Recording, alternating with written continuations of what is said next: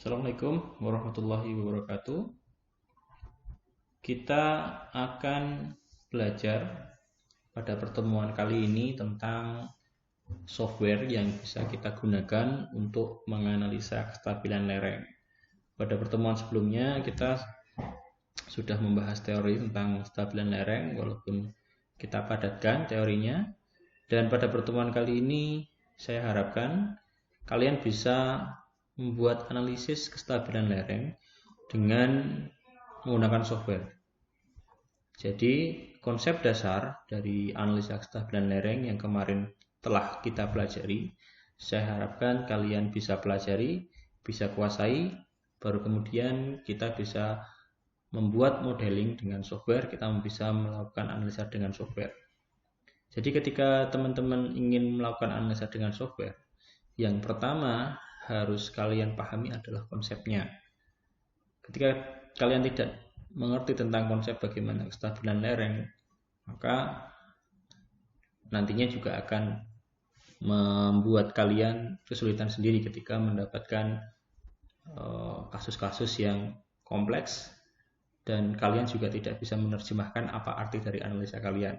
Jadi penting, walaupun penguasaan software itu sangat kita butuhkan, tapi jangan lupakan kemampuan dasar untuk menguasai materi konsep kestabilan lereng itu sendiri. Baiklah, ini kemudian kita mulai dari membuka software yang minggu lalu sudah saya tugaskan untuk kalian download kemudian kalian install. Maka penampakan pertama yang akan muncul adalah seperti pada layar. Kemudian kalian bisa memilih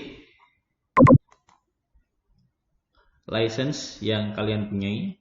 Jika tidak punya license, maka pilih student license. Nah, kebetulan saya sudah mengajukan untuk mencoba trialnya, dan kemudian saya dikasih semacam password seperti itu ya, yang akhirnya saya bisa running software ini dengan full version tapi dibatasi 30 hari, artinya cuman trial. Maka di sini saya bisa pilih best available license. Tapi nanti ketika dia sudah selesai masa trialnya, maka dia akan kembali ke kita hanya bisa merun mungkin di student license. Kalian bisa pakai yang student license ya, student license. Dan penampakan awalnya seperti ini. Di tahap pertama kita akan mencoba untuk melakukan pengaturan awal. Nah, di GeoStudio ini ada beberapa software yang sebenarnya kita bisa manfaatkan untuk bidang geoteknikan ya, terutama untuk air, karena kalian mahasiswa teknologi konstruksi bangunan air ya. Di sini ada slope W, ada sip W, ada sigma W ya. Slope W dan sip W ini mungkin akan sangat bermanfaat bagi kalian yang mempelajari tentang konstruksi bangunan air. Pertama, kita pada kesempatan kali ini akan menggunakan software slope W. Kita buka. Nah, ini pengetahuan awal akan muncul seperti ini. Maka yang harus kita lakukan adalah memberikan nama pada proyek kita. Misalnya ya,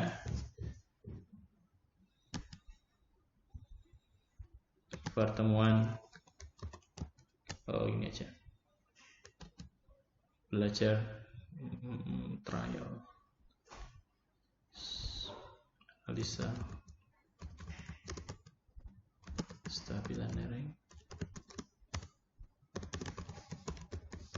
TKBR. Ini nama proyeknya.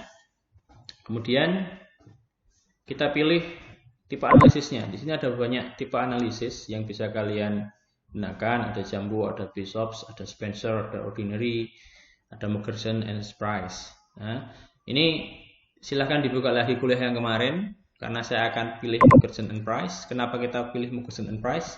Buka kemarin. yang kita pelajari, yang sudah teori yang kita pelajari, bahwasanya untuk Moog-Gaussian inverse ini mempertimbangkan banyak aspek dalam analisanya. Ya, dia lengkap seperti itu. Kemudian bisa dipilih lagi slide functionnya, pilih yang half science. Kemudian kita belum pakai for water pressure ya, karena ini masih pengaturan awal. Kemudian untuk yang lainnya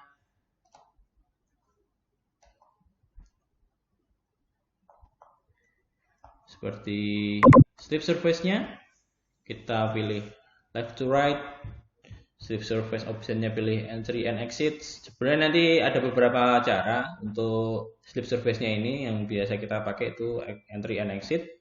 Kemudian ada juga grid and radius. Tapi pada kesempatan kali ini kita coba untuk entry and exit dulu. Ya. Kemudian tension crack-nya kita kosongkan saja, no tension crack. Artinya kalau tension crack ini kita bisa pakai ketika kita di lapangan, kita ketemu ada rekahan.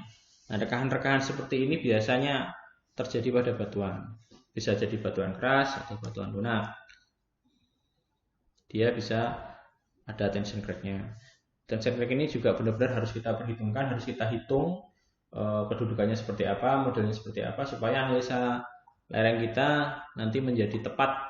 Ya, tapi untuk pengenalan kita tension crack-nya kita kosongkan saja atau no tension crack. Kemudian distribution. Nah, ini konstan, ya, distributionnya konstan. Once-nya kita coba cek. Pilih search metodenya root finder. Ini seperti itu. Kalau sudah, kita close. Kemudian ada beberapa fitur yang bisa kita manfaatkan dalam GeoStudio 2021 untuk slope W ini. Kita yang kemudian harus mendefinisikan skalanya dulu. Ya. Kita mau pakai skala berapa itu terserah kalian. Kalau misalnya 1:100 itu artinya 1 cm di peta sama dengan 1 meter pada kondisi sebenarnya. Atau misalnya di sini ada yang defaultnya 1:200, itu artinya 1 meter di peta sama dengan 2 meter pada kondisi sebenarnya. Untuk memudahkan saya akan menggunakan 1:100 saja. Oke. Kemudian bisa mengatur yang lain lagi. Kita bisa atur grid-nya, ya.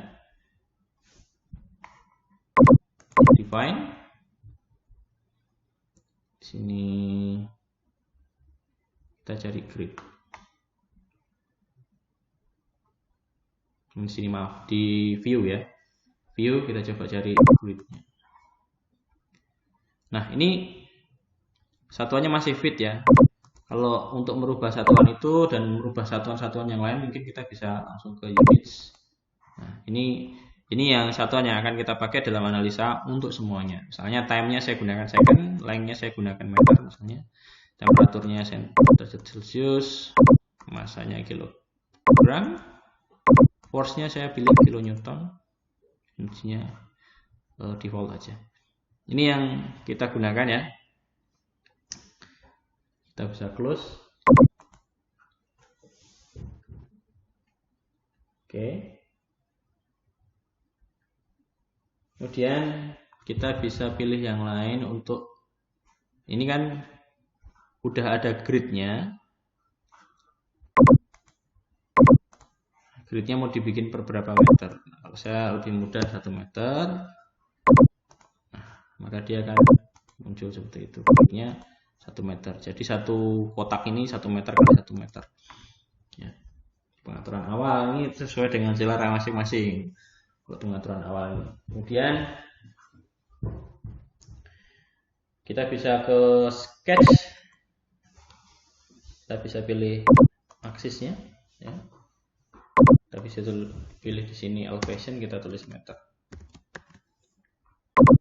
Distance-nya meter juga. Kemudian minimal dan maksimalnya terserah.